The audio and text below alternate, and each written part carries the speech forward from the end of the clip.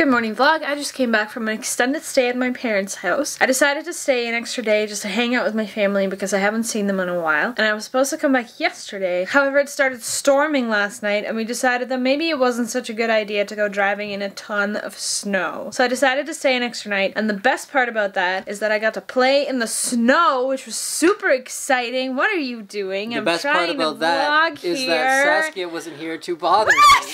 That's what the best part was. No! Yes. The best part is that I got to play in the snow. And I didn't have to play in the snow.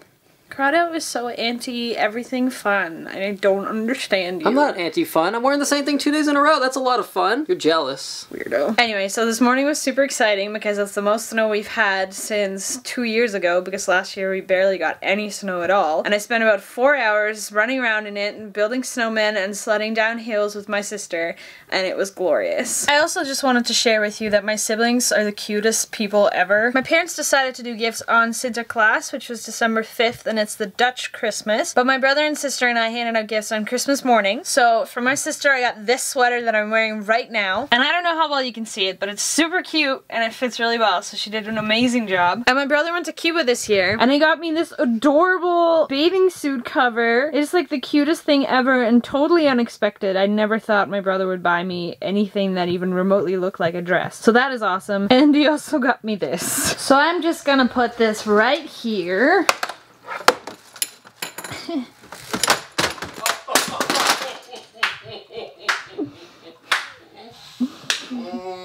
Or it's just gonna go right here on the ground. Perfect, put it right there. Yeah, that's what we're gonna. That's just what it's gonna do. It's not broken. There's a piece on the floor. You broke it. I did not break it. It's fine. All right, let's try this again. This is gonna go right here, and I'm going to write things on it, like vlog people. It's very important. And maybe I'll write notes on it throughout the days, and you can pay attention to it and see if there's anything fun and exciting on there. Are you ready for things? These things that are things? I'm ready, and I think these guys are ready. I'm ready for this jelly. So recently in the vlog I talked about picture lock, which is that the edit was totally 100% locked and not going to change in any way, so that way we could start doing audio. So the edit was locked, but the visual effects were not technically done. Every cut and every frame was very specifically decided, but there are a lot of visual layers that I want to take you through right now. So, 1, 2, 3, 4, 5, basically 5 different things going on. I have some things on double layers, and I want to take you to a part that has all of the elements combined. So I'm going to show a completed shot. So here is a 100%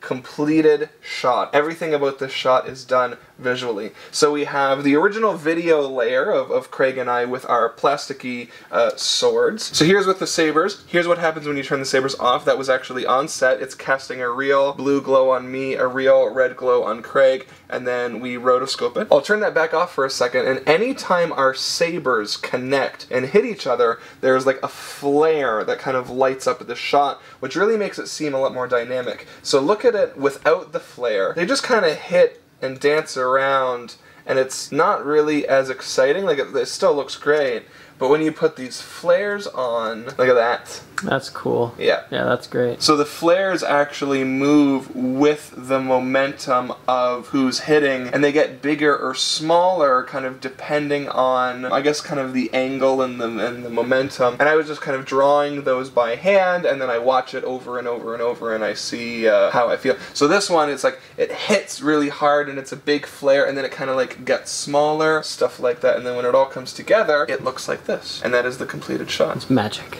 Your magic. So some people might be wondering, why do we have these numbers at the bottom? And that's pretty obvious that that's just a counter on where we are in the video, but why put that there? The reason is that when we're dealing with visual effects across multiple computers, if I needed to say to Corrado, hey, on this exact frame, you need to do this with whatever, I can read to him at 1 minute, 39 seconds, and 8 frames. Or then I could say, hey, can you change it from 8 to 10 or whatever. And it just makes communication really easy between everyone here and then even people online. For example, with some of the audio work, we've sent stuff to Sid and he's like, okay, what do you need me to fix and where? And I can say at this minute, this second, in this frame, to this minute, this second, in this frame, do this. and it really makes things very, very exact, especially when we're dealing with visual effects, some of which are 2 frames long. On top of which, everybody here had to draw these lightsabers frame by frame, so every single one of these had to be drawn by everybody here. Corrado, Saskia, Rihanna, Sam, Tim, Joel. I didn't do any because I'm lazy, but I did everything else, and then Corrado tied all of this together, and sometimes we have to make little tweaks where I'm like, oh, at whatever, this is wrong. So then he goes and fixes that one frame and sends it to me. So in the end, this video is 2 minutes, 23 seconds, and 18 frames long, and we have been working on it for a month. And we very specifically know every shot that has lightsabers in it, that has visual effects in it, that has fighting in it, etc. And actually one of the most challenging things to do wasn't the fighting, it was the non-fighting, because there's a shot here where Craig stands there and just holds the lightsaber out, and it's a really long shot, and when the lightsabers are whooshing around, it's kind of easy to draw that fan, and if it doesn't look so great, it doesn't matter because you move on so quickly. But on these shots where it's just sitting there, if it's wiggling or jittering in the frame, it doesn't look any good. So Sam and Tim did these, and it took them like 3 days? 3 days? Forever. It took them literally forever, and by literally I mean figuratively. Well, as Lewis Carroll says, forever can sometimes be a second. Yeah, sure.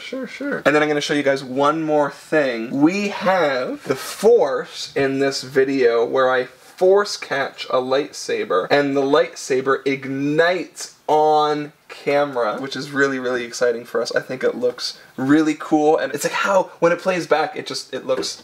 Here, I'll show you just that one little clip. I think it looks awesome. You see that? You see that catch and that ignition? That makes me very, very, very excited. So it's done. Visually, we still need to do all of the sound effects, and we still need to pick music and do all the music and tie in all the sound together. But visually, everything is complete. So tomorrow we'll do the audio. Tomorrow we'll do the audio.